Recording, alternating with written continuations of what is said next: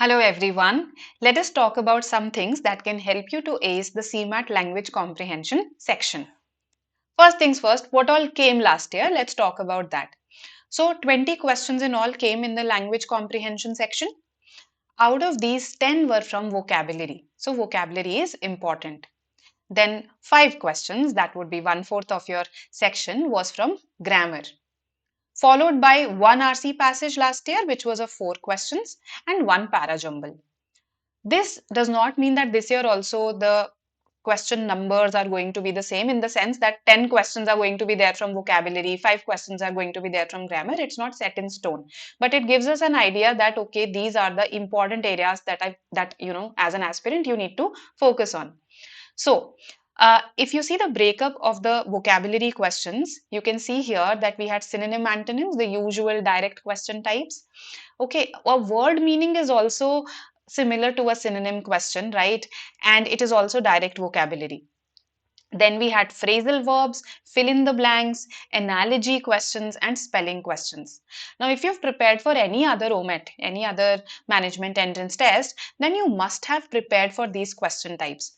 But let's see what we can do for CMAT specifically. Let's talk about vocabulary.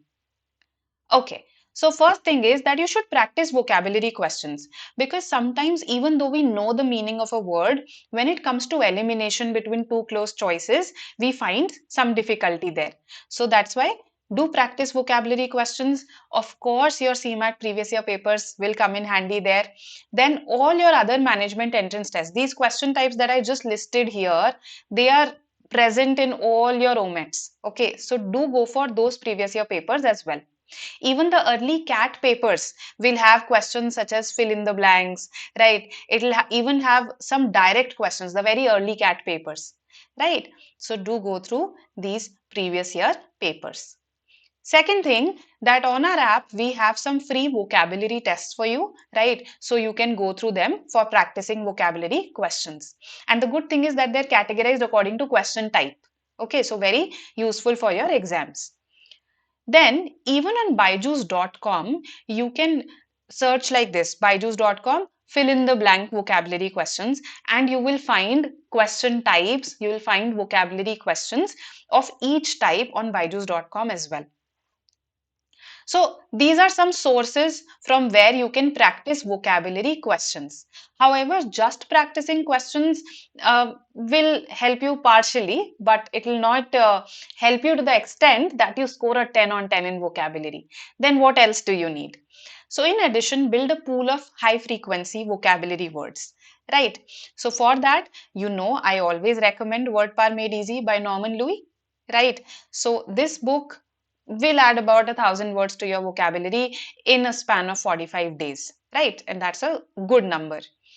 Then, in case you took the MAT and you have the official guide that has a high frequency word list, go through that word list. In case you've already gone through it, great.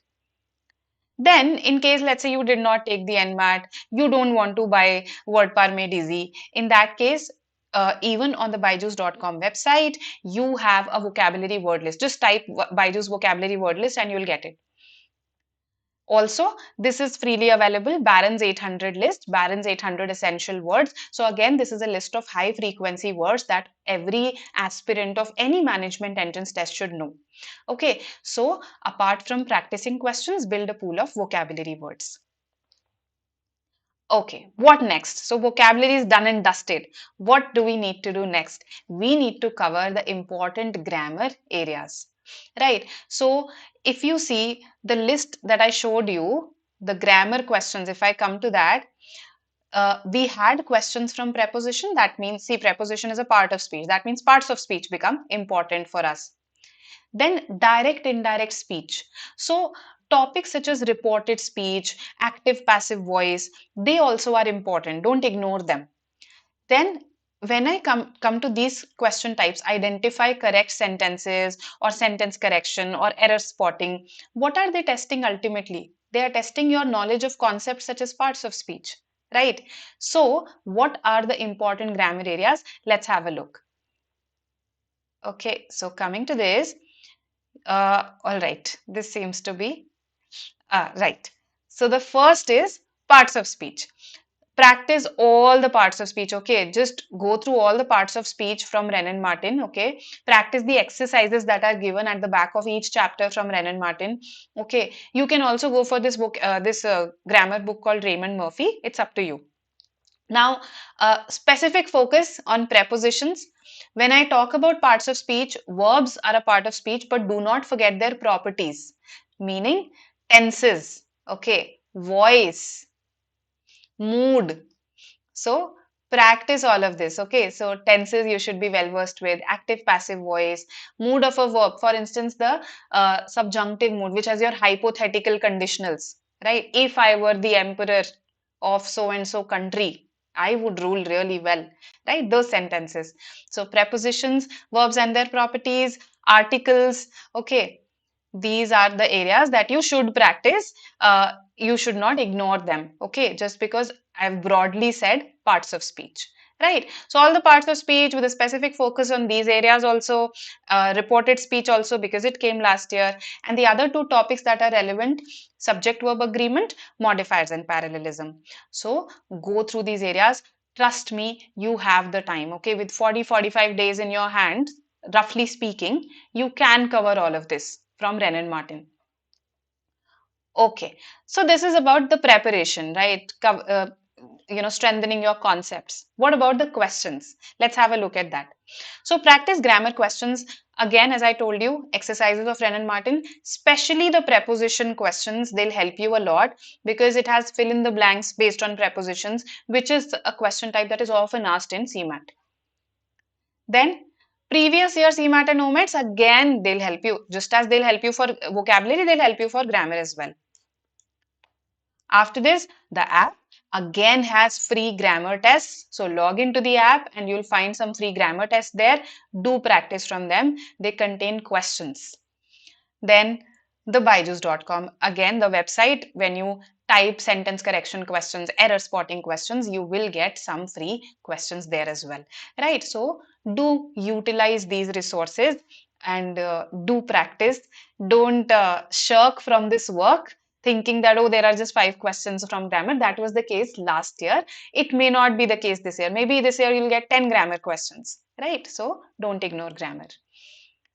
Then coming to RC passages, see, CMAT RC passages are not really difficult. Okay, so you have a majority of the questions on the easier side because they tend to be direct, fact-based. So if we go back to our list, I have listed there that we had fact-based questions, we had vocabulary questions, and there was one main idea question, right? One main idea question. So if you look at this, if we had about 2 fact-based questions, 1 vocabulary question, these are easy questions, right? Even vocab-based questions, if you've prepared for vocabulary, you might understand the word there. You might even infer the meaning of the word from the context, from the RC passage there. So on the easier side, and that's why first things first, practice from your previous year papers. Just look at your previous year papers. You'll get an idea of the difficulty level. And there also, out of let's say 4 questions, 5 questions, your aim should be that you maximize your score by attempting the fact-based and vocabulary questions, right? So don't get stuck in the indirect questions there. Maximize your score. And yes, as far as RC passages are concerned, I would advise you that attempt them towards the end in your language comprehension section. First, go for the vocabulary, grammar, parajumble questions, right? Attempt this towards the end because it's relatively more time consuming. And lastly, don't leave it completely because see, at least even if you're short of time, you can at least give the vocabulary question a shot, if nothing else. So don't leave it completely. So these are some of my tips for you for vocabulary, grammar and RC passages. I am sure that you will listen to me, you will practice and you will ace the exam. All the very best. Thank you.